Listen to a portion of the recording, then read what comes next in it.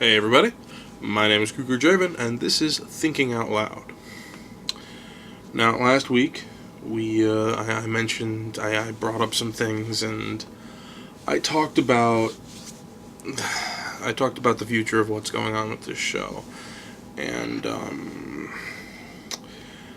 I've since decided to keep the Star Trek branch on the same channel as this, so this is going to be going up, it looks like, the same day as the first episode of Star Trek, which is the Man Trap, I believe. And so that's going to increase, my video count a lot, but I figure that makes it easier for people to not have to, look at different channels to find different videos.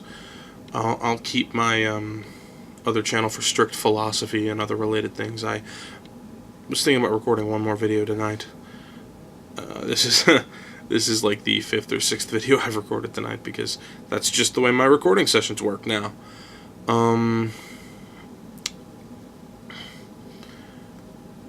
Basically, I'm going to keep doing this for a while. I've got some plans. I've got plans for at least after this 6 more episodes for sure after this one. And then I've got a couple blanks, and then I've got one more that's supposed to end season 2, which would be in July. But we'll get there when we get there, or we won't, But for now, let's talk about things. And for this, I actually yesterday, while collating some thoughts, I came across an old idea. I mentioned in the last episode, or 2 episodes ago, that I haven't talked about Transmetropolitan, which is basically my favorite non-major comic. Like, when you get to like the big 3, you get Superman and Batman and Wonder Woman and Green Lantern, which is my favorite comic of all time. But when you take yourself out of the superhero realm, my favorite comic is Transmetropolitan. That is, without a doubt, my favorite comic it was originally run by a label of DC called Helix, and they folded, and Transmet went to Vertigo. So Vertigo is where a lot of my favorite comics are. Why the Last Man was there. I think Ex Machina was a Vertigo comic. I'm not sure. 100 Bullets was Vertigo. Sandman, Lucifer, all of them are Vertigo. The Vertigo line that's coming out right now, by the way, is really good. The new Lucifer is pretty good. What else did I like? I enjoy The Clean Room. That's fantastic. Sheriff of Babylon is also fantastic. But that's not why I'm here. I'm not here to talk about comics. But I did remember something else, because I mentioned that I hadn't talked about Transmetropolitan since I brought up, since I compared Mitt Romney to Gary Callahan, the Smiler. And that was back in August of 2012, so 3.5 years ago almost. And I happened to come across my planning sheet for something, because that was originally supposed to be a pilot episode to something a lot like this, where I would, I had thought about planned out topics to just talk about things, and originally it was supposed to be planning on, comparing and contrasting pop culture things with just, each other and other outside things, and just seeing what I could get out of it. Like, I was able to compare, Mitt Romney and Paul Ryan to Gary Callahan and Josh Free from Transmetropolitan. I still maintain that comparison. Paul Ryan basically has nothing to him other than a pretty face and some boyish charm. There's really nothing, there's no meat to his politics. He does what his betters have told him to do. And I'm doing it again. Politics. Always with the politics. I'm going to have to record that other video. But I found another thing on there. And it was about today's topic, which is a subset of Star Wars. Now, realistically, the first video for this came out a week after The Force Awakens came out, and I should have done something about it then. And I mentioned continuity then, and I mentioned how the Force Awakens reboot is changing how continuity works. I mentioned all that, but I haven't really gone in depth about Star Wars. I am a huge fan. I'll watch anything. Star Wars, Star Trek. Give me people in space blowing each other up in ships, and I am there. Give me philosophy, I'm double there. And that's why that's why, frankly, I like Star Trek more than I like Star Wars. There's nothing wrong with Star Wars. It's just, well, there are problems. Namely, that the Jedi are the bad guys, and the Sith aren't the good guys. There are no good guys. So follow me on this one. The Jedi are all about emotional control. Now, I'm going to draw on expanded universe stuff for this, because that's what I've always drawn upon with making this argument, and because the examples are still there. And really, The Force Awakens didn't do a lot to change the nature of how the dark side versus the light side is orchestrated. So for the most part, the words of the Jedi Code and the Sith Code, those are gone. But the meanings and what they represent are still there. So let's start with the Jedi Code, the idea that there is no passion, there is peace. And I don't remember it. I actually, a couple of years ago, right around the same time I recorded that video, this would be it'd be almost a year later. Back in the summer of 2013, I recorded a couple of audio posts. I recorded a couple of audio bits, and one of the bits I recorded was of me reading the entire Jedi Code and the entire Sith Code. But anyway, the entire point behind the Jedi Order is that it tells you to bury your emotions, because your emotions are flawed, they are volatile, they are dangerous. Because fear leads to anger, anger leads to hate, hate leads to suffering. Yoda said that. And to a certain extent, he's right. Fear does lead to hate. Almost all, I don't want to say almost all, but fear is a basic negative emotion for a reason. A lot of things come from fear. Paranoia is a type of fear. Most bigotry comes from fear of the unknown. And so it makes sense to just kind of try to control your fear. But the Jedi do it in such a way that they are controlling about it.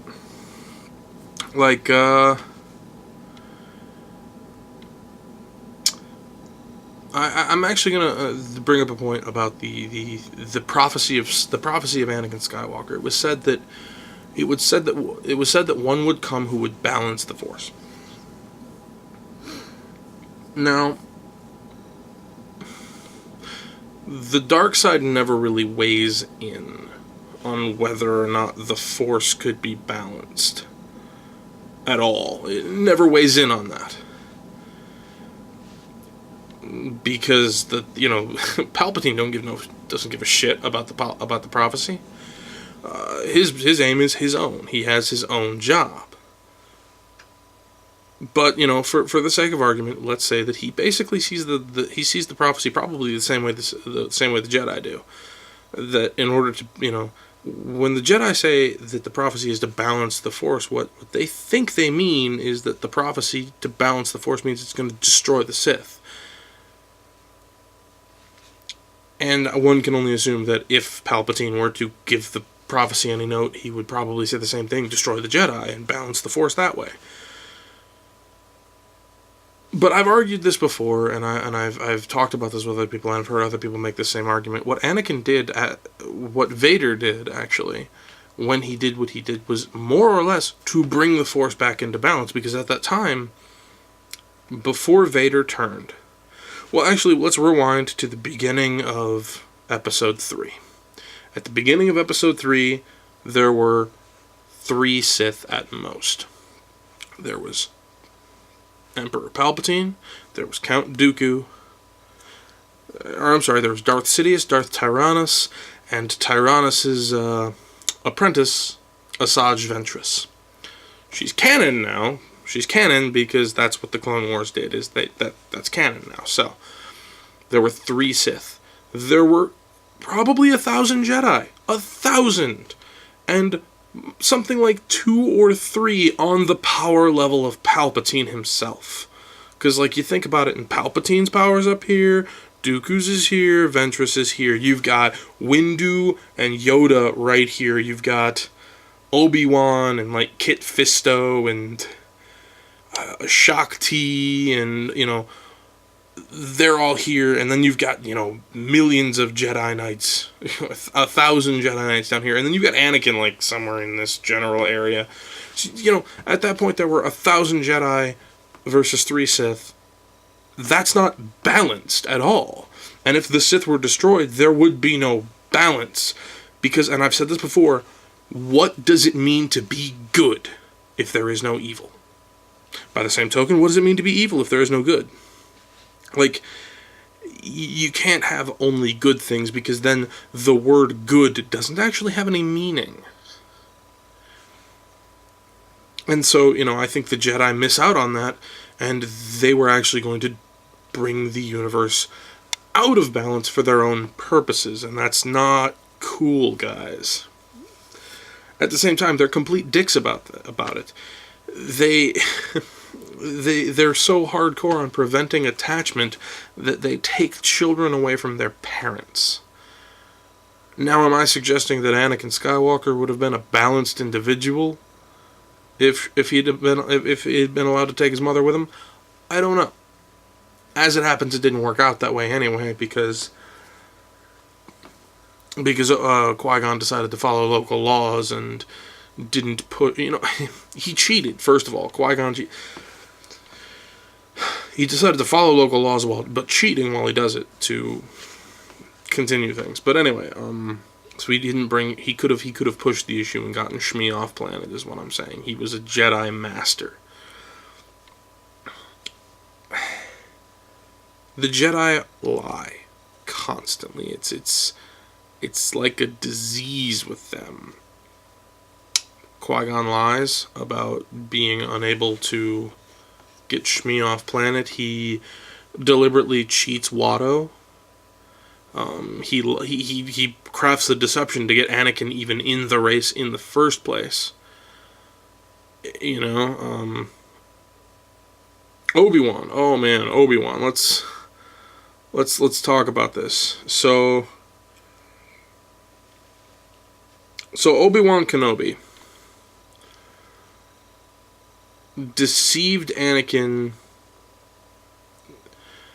when it came to the mission with Palpatine. He was not entirely honest with him. He didn't mention that the mission to watch Palpatine was as much watching him as it was watching Palpatine. He asked Anakin to lie, which Anakin was uncomfortable with doing. Then there's the whole thing with Luke. Obi-Wan was present at Luke's birth. He was present at Luke and Leia's birth. He was there when he was there when Bail Organa took custody of Leia and said, "We will give her a home." Leia sent C-3PO and R2-D2. C-3PO came along for the ride because he's a dick. She sent R2-D2 to Obi-Wan saying, "Hey, you used to work for my father." Meaning there's no way that Obi-Wan didn't know who this was. Leia Organa? Weird how that works, that a baby girl named Leia that I gave to Bail Organa grew up to be, weird how he has a daughter named Leia now. I thought he would change her name. Really, why didn't he change her name? Anyway, and yet, he was present for all of that, and yet he didn't tell Luke anything. Like, you gotta figure, he had conversations with Ben. Like, somebody had to teach the man how to make a lightsaber. Somebody had to teach Luke Skywalker how to make a lightsaber, and I think Obi-Wan, Force Ghost Obi-Wan probably did that. But in doing so, he didn't tell him about, like, oh yeah, by the way, that's your sister. That's your sister. And I mean, storyline-wise, there's a reason, like, the reason he didn't say anything about the two major reveals that everyone is up in arms about Obi-Wan. Like, I have to take a step back and unsuspend my disbelief here, because I have to look at it from outside. There are two lies, major lies, that Obi-Wan is shit on for telling. And those lies are Anakin was killed by Darth Vader rather than becoming Darth Vader, and Leia is his sister. And those lies were told for one reason and one reason alone, and that reason is George Lucas. At the time that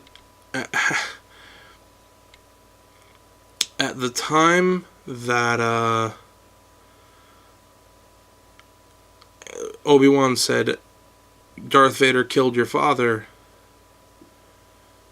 at that point, that was true. Anakin and Darth Vader were separate people, and they became the same person sometime during the development cycle for Empire. And at the time of the makeout session at the beginning of Empire, Leia was not Luke's sister. That became true during the development cycle for Return. So, outside there are reasons why this happened, but inside we've crafted a narrative where this good person has suddenly told major lies in order to possibly string along an impressionable young man. Yoda did the same shit. He was there. He trained with Yoda for a while. He had to mention, like, oh yeah, this is my friend Leia. Yoda could have been like, oh yeah, friend, that's your sister. But no. Everything's always true from a certain point of view. When you have to cloud your language behind certain points of view in order to make it work, it means you're lying. That's what it means. And give the Sith their due. They are honest. They are honest about what they do. They don't lie. Like, I really can't think of a single instance in which a Sith lies about, like, outright tells a falsehood. I'm pretty sure that Palpatine would have told a falsehood if somebody had, but prior to the midpoint of Episode 3, gone up to him and said, hey, are you the Sith Lord? If somebody asked him that, he'd probably be like, no, I don't know what you're talking about. They craft little deceptions sometimes, like, the Clone Army was formed by Count Dooku using the name of the Jedi Master Sifo Dyas, who he had killed. But at the same time, he also visited them as Lord Tyrannus, which means that he was at least open about that. No, the Sith don't lie. They hide what is necessary, but they don't, like there is power in honesty. There is, really what it is they know when to lie and when to tell the truth, and really lying is not really useful for most things. So, like, it's useful to conceal things from others, but the Sith don't really want to conceal who they are at this point. Starting with Episode 1, they said they're done hiding, and from then on they want to be open about things, and so that's just the thing. But they're not the good guys either. They're not the good guys either, because Palpatine, Palpatine wanted security and an end to war. He instigated the war that eventually caused his own rise to power and the ending of war, which is dumb. A lot of the expanded universe books later point out that Palpatine, the entire purpose for Palpatine doing what he did was to protect the galaxy from the Yuuzhan Vong. And he was trying to make the galaxy safe. And he failed to do that because he didn't tell anybody about the Yuuzhan Vong. And so nobody knew what he was doing, and so all people saw was the evil Empire controlling their lives. And, then later, Jacen Solo did the same thing. He became a Sith Lord, took command of the entire, Galactic Alliance. But this was after the Yuuzhan Vong. But his purpose was to, end a civil war. The funny thing is, they both won. They both won. Palpatine had 20 years of stable, efficient government following the Old Republic's 3,000-year, but horribly corrupt reign. Everything about the Old Republic was corrupt as hell. And then in the expanded universe, Jacen Solo ended a war. He won. Like, that was explicit. Like, he won, and his removal from office was relatively bloodless. Everything that he did, it's all he did good. Palpatine, I don't know. It just, and then, granted, the Force Awakens, the Sith seem to be more gratuitously evil, so to speak, but that's okay. That's okay. That's kind of good. It just moral absolutism doesn't make sense. You can't take one, like, you can't take one view of the Force and only one view of the Force. That is something that Palpatine called a narrow dogmatic view, and that is accurate. It's narrow and it's dogmatic and it's unhelpful. The Force is more than a tool, but it's less than a support. Like, you can't just use the Force to gain you greater power any more than you can only rely on it to help you with to assist you in only certain areas. And that's why the only good Jedi in the entire series is still one that tells lies, and that's Qui-Gon Jinn. Sorry I rambled at you guys. It's longer than I exactly expected to go. Next week I will be doing a little bit on Deadpool to get in time for the movie. And I will see you guys then. So until next time, my name is Cougar Draven. This has been Thinking Out Loud. Peace.